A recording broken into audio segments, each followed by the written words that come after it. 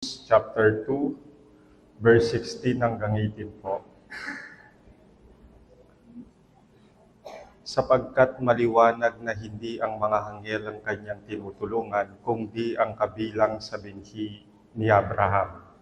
Kaya't kailangan siya ay maging kagaya ng kanyang mga kapatid sa lahat ng mga bagay, upang siya ay maging isang maawain at tapat na pinakapunong pari sa mga bagay na nauukol sa Diyos, upang gumawa ng handog na pantubos sa mga kasalanan ng mga tao. Palibasay, nagtiis siya sa pagkatukso, siya'y makakasaklolo sa mga tinutukso. May mga fallen angels, sila ngayon ay mga demonyo na nahulog sila sa kasalanan at ang leader nila ay si Satanas. Pagkatapos nilang magkasala, inatulan at magdurusa sila ng walang hanggan sa lawa ng apoy at asupre. Mababasa po natin yun sa Revelation chapter 20 verse 10. Hindi po natin alam kung bakit hindi sila binigyan ng second chance ng Diyos. Ginagawang malinaw ng writer ng Hebrews na ang Savior na si Jesus Christ, ang tinutulungan niya ay ang mga taong nahulog sa kasalanan at hindi ang mga fallen angels. Ang sabi sa verse 16, sapagkat maliwanag na hindi ang mga anghel ang kanyang tinutulungan kundi ang kabilang sa binhi ni Abraham.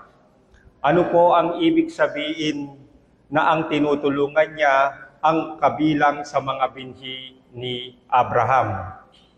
Ang original audience po o sinusulatan ay mga Hudyong Christian, kaya mayroon silang malalim na kamalayan na sila'y anak ni Abraham. Sa pagsasabing ang tinutulungan ni Jesus sa mga anak ni Abraham, pinagtitibay po ng writer ng Hebrews ang superiority ni Jesus sa mga angels upang wag na silang bumalik sa Judaism at mag-expect ng tulong sa mga angels na sobrang itinataas nila ng mga Hudyo. Ganun pa man, ang salitang tinutulungan ni Jesus, ang mga anak ni Abraham, ay hindi nangangahulugan na mga Hudyo lang, kundi ang tinutulungan niya ang bawat taong sasampalataya kay Kristo ay ibinibilang na binhi ni Abraham. Ang sabi po sa Galatia 3:29, ang sinusulatan po ni Pablo rito, mga Hentil, mga Galatian Christians, mga Hentil sila, katulad po natin. Ang sabi po sa 3:29, at kung kayo nga'y kay Kristo, kayo nga ay mga binhi ni Abraham, mga tagapagmana ayon sa pangako. Dahil ang tinutulungan ng ating tagapagligtas ay mga tao, kailangan siyang maging tao. Ang sabi sa verse 17, kaya't kailangan siya ay maging kagaya ng kanyang mga kapatid sa lahat ng mga bagay upang siya ay maging isang maawain at tapat na pinakapunong pari sa mga bagay na nauukol sa Diyos, upang gumawa ng handog na pantubos sa mga kasalanan ng mga tao. Si Jesus po ang lumalang at hari ng buong sansinuko. Kaya ang incarnation o pagkakatawang tao ng Diyos ay sobrang nakakamangha. Ang napakataas at napakadakila ay nagpakababa at nagpakumbaba ng higit kaysa mga anghel upang abutin niya tayo. Nakakamangha po yun. Sa kanyang pagkatao, nagtagumpay siya sa lugar kung saan tayo nahulog. Nahulog po tayo sa kasalanan. Ang Panginoong Yesus, nabuhay siya sa ganap na katwiran at kabanalan upang ialay niya ang kanyang sarili sa krus ng Kalbaryo bilang sakdal at lubos na handog para pantubos sa kasalanan ng lahat ng sasampalataya sa Kanya. Dahil ang alay na ito, ang Kanyang katawan, siya ngayon ang ating great high priest, ang dakilang pinakapunong pari. Kung ikaw ngayon ay isang mananampalataya, dumadaan ka sa matinding tukso dahil sa mahigpit na pagsubok at problema ng buhay kay Jesus, meron kang great high priest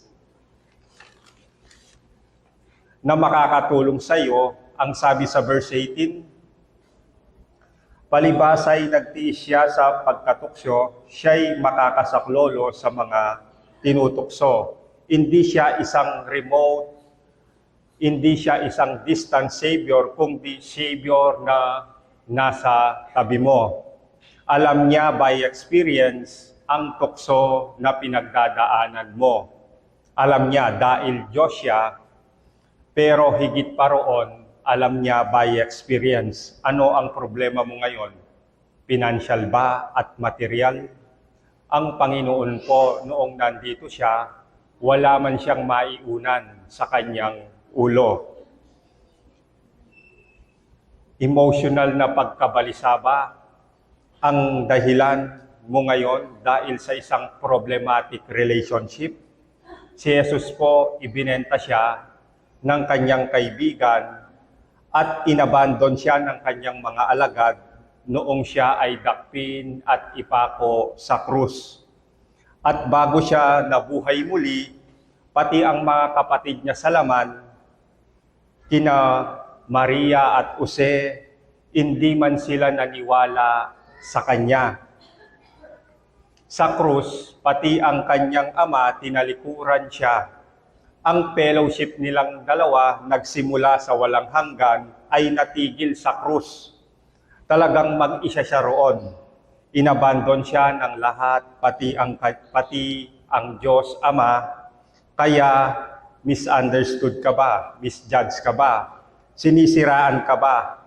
Alam ni Jesus by experience ang mga iyan. Dahil ang sabi sa chapter 4, verse 15 ng Book of Hebrews, sapagkat tayo ay mayroong isang pinakapunong pari na marunong makiramay sa ating mga kahirapan, isa na tinukso sa lahat ng mga paraan.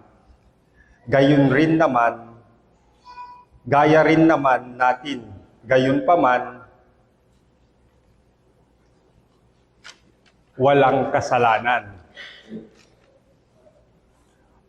May nagsabi, ang ating great high priest, alam niya ang ating mga struggle at mga tukso na kinakaharap natin.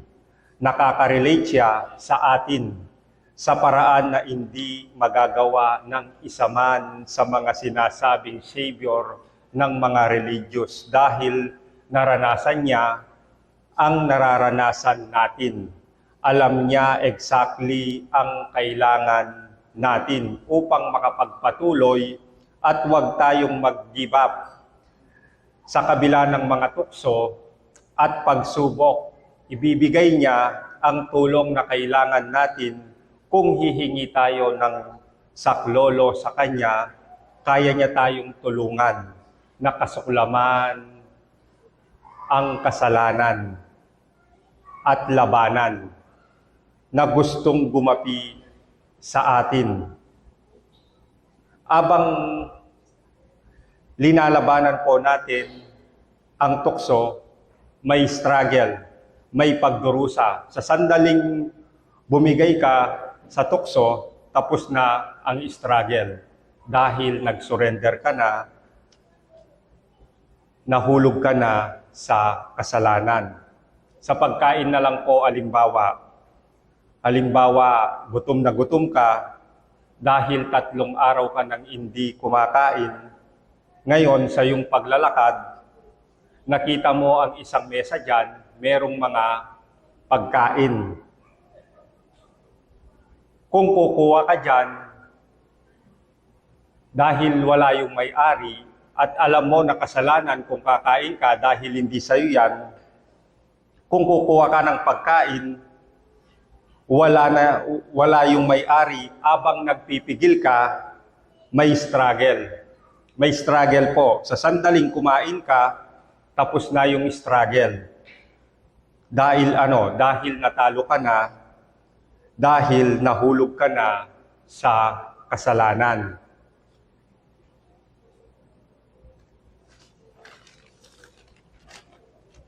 Si Jesus po, umabot siya sa hangganan ng tukso dahil hindi siya nagpatalo maski minsan. Pagkatapos niyang mag-ayuno ng 40 days, tinukso siya ni Satanas na gawing tinapay ang mga bato. Bukod sa gutom na gutom siya, may power din siya na gawing tinapay ang mga bato. Ngunit inintay niya ang provision ng kanyang ama. Kaya sa mga tukso, intayin po natin ang provision ng ating ama. Ang sabi po sa unang Korinto, chapter 10, verse 13, hindi tayo tutulutan matukso ang mga Christian sa higit sa ating makakaya. Sa panahon ng tukso, ang Diyos po ipoprovide din niya ang daan upang matakasan natin ang tukso.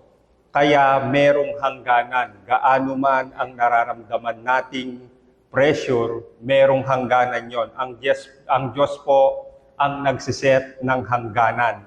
Alam niya ang makakaya natin. Kaya kapag bumigay tayo, talagang gusto na lang po nating magpahulog sa kasalanan. Ang Panginoon po, alam niya exactly ang human experience dahil naging tao din siya kagaya natin. Ang tanging kaibahan niya, hindi siya nahulog sa kasalanan kahit minsan. Kaya pwede niyang ialay ang kanyang sarili bilang sakdal at ganap na handog sa kasalanan. Sa totoo lang po, kung nahulog siya sa kasalanan maski minsan lang po, lahat po tayo pupunta sa impyerno dahil wala na pong perfect sacrifice para sa ating mga kasalanan. Hindi na siya magiging qualified bilang great high priest. Alam niya exactly ang bawat kailangan natin, kaya maging open po tayo sa Kanya. Mas mahal niya po tayo kaysa mahal natin ang ating mga sarili. Tayo po'y manalangin. Maraming salamat po, Panginoon, sa iyong mga salita. Tulungan mo po kami sa mga tukso na pinagdadaanan at struggle sa aming mga buhay, na tulungan mo po ang bawat isa na hindi po ito ang may umigit sa amin, kung di po patuloy kaming lumapit at magtiwala sa aming Panginoong Yesus. Dahil sapat po ang ginawa niya sa krus ng Kalbaryo. Tulungan mo po ang bawat isa sa mga pinagdadaanan namin.